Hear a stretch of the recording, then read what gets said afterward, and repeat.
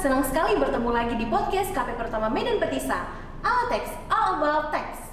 Seperti biasa, kita akan berbincang-bincang seru seputar informasi perpajakan bersama saya Nata, penyuluh dari KP Pertama Medan Petisa. Alotex kali ini akan berkolaborasi dengan podcast Kanwil DJP Sumatera Utara 1, yaitu TKP, Teras Kawan Pajak.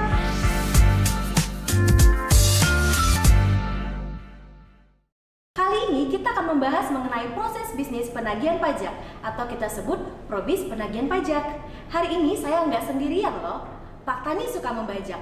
Bajak sawah di tengah panas. Perkenalkan, ini jurusita pajak, ada Bang Krispa dan juga Bang Dimas. Halo. Halo Kak Nata. Oke, gimana nih kabarnya untuk Bang Krispa sendiri? Sehat? Ya, sehat. Tentunya Kak sehat Nata. ya, dan pastinya semangat ya. Pasti semangat. Untuk Bang Dimas gimana? Sehat juga? Dan pastinya semangat ya untuk dong. menyapa kawan pajak yang ada di sana. Halo kan Oke. pajak. Oke nih, boleh langsung aja ya, tanpa berlama-lama lagi, kita langsung aja ke pembahasan kita hari ini tentunya. Sebelumnya ada sedikit pantun, boleh nih? Boleh. Bilang saya cakep ya Bang? Boleh. Salam sehat tak ternilai, yuk mari segera kita mulai. Di mana cakep ya? Oke, kita akan membahas mengenai proses bisnis penagihan pajak tentunya ya. Sebelumnya kita udah berkenalan nih dengan dua narasumber kita yang tentunya kece-kece dan juga keren-keren. Oke, ini adalah jurusita pajak nih Bang. Kira-kira proses penagihan itu kan ada yang namanya jurusita pajak nih. Mungkin boleh dijelaskan nggak nih Bang? Apa sih jurusita pajak itu? Bang Dimas gimana nih Bang Dimas? Oke, boleh saya jelaskan ya. Jurusita pajak adalah pelaksana tindakan penagihan pajak yang meliputi penagihan pajak seketika dan sekaligus, pemberitahuan surat paksa, penyitaan dan penyanderaan. Ketentuannya itu diatur di PMK nomor 61 tahun 2023. Penagihan seketika dan juga penagihan sekaligus ya Bang. Pemberitahuan surat paksa, penyitaan dan juga penyanderaan. Inilah yang menjadi tugas dari jurusita pajak ya Bang ya. Kira-kira gimana tuh Bang Krispa, benar nggak? Ya, benar sekali Kak Nata. Dan yang ditagih adalah utang pajak yang terdiri dari pokok dan sanksi administrasi. Sanksi administrasi itu berupa bunga, denda atau kenaikan yang tercantum dalam surat ketetapan pajak atau surat sejenisnya yang berdasarkan ketentuan perpajakan. Ya, utang pajak itu dapat saya tambahkan, dapat diangsur atau ditunda pembayarannya sesuai dengan ketentuan peraturan perundang-undangan yang mengatur tata cara pengangsuran dan penundaan pembayaran pajak. Namun jika utang pajak tidak dibayar setelah lewat jatuh tempo pelunasan, maka akan dilakukan serangkaian tindakan penagihan pajak.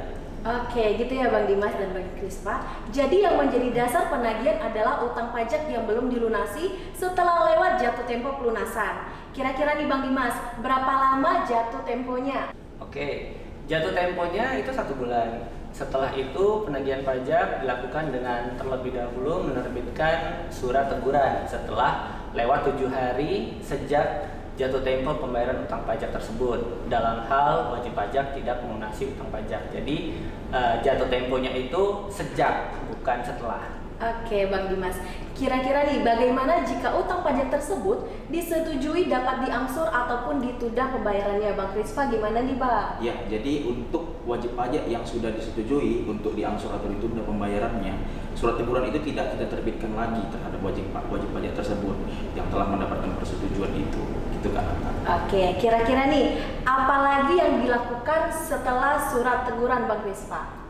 Apabila setelah lewat waktu 21 hari terhitung sejak tanggal surat teguran disampaikan, penanggung pajak belum juga melunasi utang pajaknya, surat paksa diterbitkan oleh pejabat dan diberitahukan oleh jurusita pajak kepada penanggung pajaknya itu Kak Nata. Di sini kita akan mengenal istilah penanggung pajak. Penanggung pajak itu adalah orang yang bertanggung jawab atau badan yang bertanggung jawab atas pembayaran pajak, termasuk wakil yang menjalankan hak dan memenuhi kewajiban wajib pajak sesuai dengan ketentuan peraturan perundang-undangan perpajakan. Oke nih Bang Krispa, tadi juga disebutkan ya adanya penagihan seketika dan juga adanya penagihan sekaligus. Kira-kira Bang Dimas seperti apa ya itu?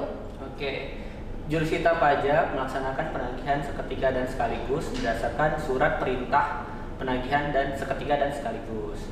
Dalam hal yang pertama, penanggung pajak akan meninggalkan Indonesia untuk selama-lamanya atau berniat untuk itu. Yang kedua, penanggung pajak memindahtangankan barang yang dimilikinya atau dikuasai untuk mengecilkan atau menghentikan kegiatan usaha atau pekerjaan yang dilakukan di Indonesia. Yang ketiga, terdapat tanda-tanda bahwa badan usaha akan dibubarkan, digabungkan, dimekarkan, dipindah tangankan, atau dilakukan perubahan bentuk lainnya. Yang keempat, badan akan dibubarkan oleh negara. Yang kelima, terjadi penyitaan atas barang penanggung pajak oleh pihak ketiga, atau yang terakhir, terdapat tanda-tanda kepalitan.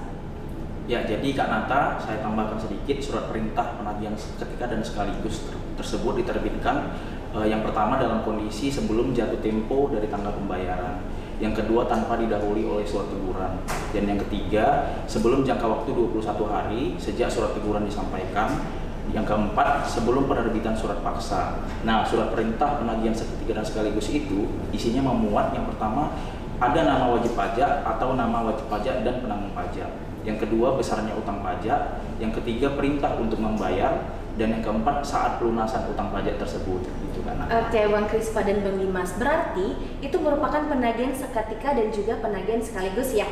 Untuk melanjutkan proses surat teguran tadi, kira-kira nih Bang Dimas, ada nggak proses selanjutnya? Oke, selanjutnya apabila setelah lewat waktu 21 hari terhitung sejak tanggal surat teguran disampaikan, penanggung pajak belum melunasi utang pajak, maka surat paksa diterbitkan oleh pejabat dan diberitahukan oleh jurusita pajak kepada penanggung pajak.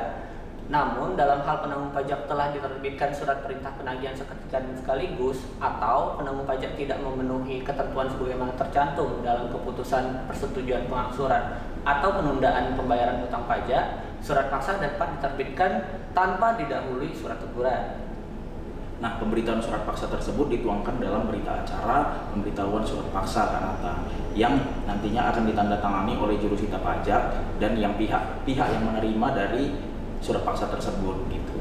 Nah, berita acara pemberitahuan surat paksa itu sendiri memuat hari dan tanggal pemberitahuan surat paksa, nama jurusita pajak, nama yang menerima surat paksa tersebut, dan tempat pemberitahuan surat paksa tersebut dilaksanakan. Ya, dapat saya tambahkan lagi, dalam pelaksanaan pemberitahuan surat paksa, kadang-kadang kan kita menemui kendala nih, misalnya surat pemberitahuan tidak dapat dilaksanakan, maka surat paksa disampaikan kepada aparat pemerintah setempat, sekurang-kurangnya setingkat sekretaris desa atau sekretaris kelurahan.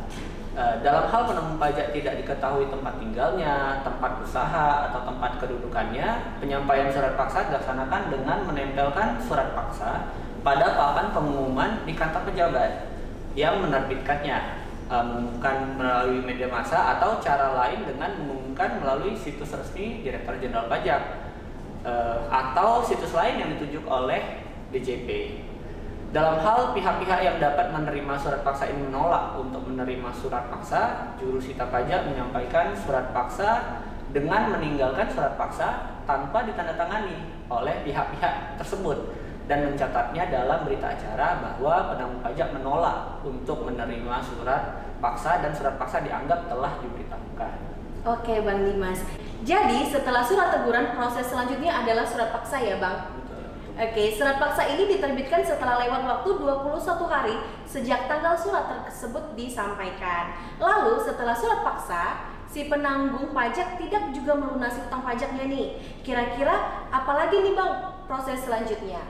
Nah, selanjutnya apabila setelah lewat waktu 2 kali 24 jam sejak tanggal surat paksa diberitahukan, penanggung pajak belum juga melunasi utang pajak tersebut, maka pejabat akan menerbitkan surat perintah melaksanakan penyitaan dan jurusita pajak melaksanakan penyitaan terhadap barang milik penanggung pajak. Ya, apabila setelah lewat waktu 14 hari sejak tanggal pelaksanaan penyitaan, penanggung pajak belum juga melunasi utang pajak dan biaya penagihan pajak, pejabat melakukan pengumuman lelang atas barang sitaan yang akan dilelang. Selanjutnya, apabila setelah waktu 14 hari sejak tanggal pengumuman lelang, penanggung pajak belum juga melunasi utang pajak dan biaya penagihan pajak, pejabat melakukan penjualan barang sitaan penanggung pajak melalui kantor lelang negara. Nah, apabila setelah lewat waktu 14 hari sejak tanggal pelaksanaan penyitaan terhadap barang sitaan yang penjualannya dikecualikan dari penjualan secara lelang, itu ada barang-barang seperti uang kas, uang tabungan, deposito, dan lain-lain. Nah, penanggung pajak juga belum melunasi utang pajaknya dan biaya penagihan pajak, pejabat segera menggunakan, menjual, dan atau memindah bukukan barang sitaan tersebut Kak Nata. Oke Bang Krispa, jadi seperti itulah alur pelaksanaan penagihan yang dimulai dari dasar penagihan pajak, yaitu utang pajak yang lewat jatuh tempo belum dilunasi, kemudian 7 hari setelah jatuh tempo akan diterbitkan surat teguran, 21 hari setelahnya akan diterbitkan surat paksa. Dalam waktu 2 kali 24 jam sejak surat paksa disampaikan, utang pajak belum juga dilunasi, maka akan dilakukan penyitaan ya Bang. Setelahnya akan dilakukan pengumuman lelang dan penjualan barang sitaan yang jangka waktunya masing-masing adalah 14 hari ya Bang Krispa. Ya benar Kak Nata, jadi masih ada 2 proses lagi, yaitu pencegahan dan penyanderaan. Pencegahan adalah larangan yang bersifat sementara terhadap penanggung pajak tertentu untuk keluar dari wilayah negara Republik Indonesia berdasarkan alasan tertentu sesuai dengan peraturan perundang-undangan. Penyanderaan adalah pengekangan sementara waktu kebebasan penanggung pajak dengan menempatkannya di tempat tertentu. Ya, jadi seperti inilah garis besar alur pelaksanaan penagihan pajak.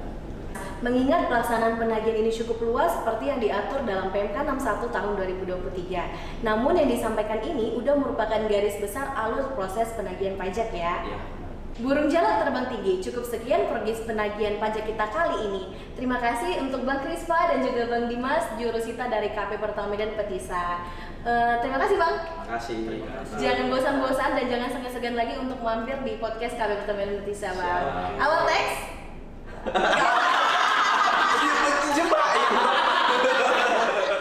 Kalau ditanya alo teks, alo buat teks, alo teks.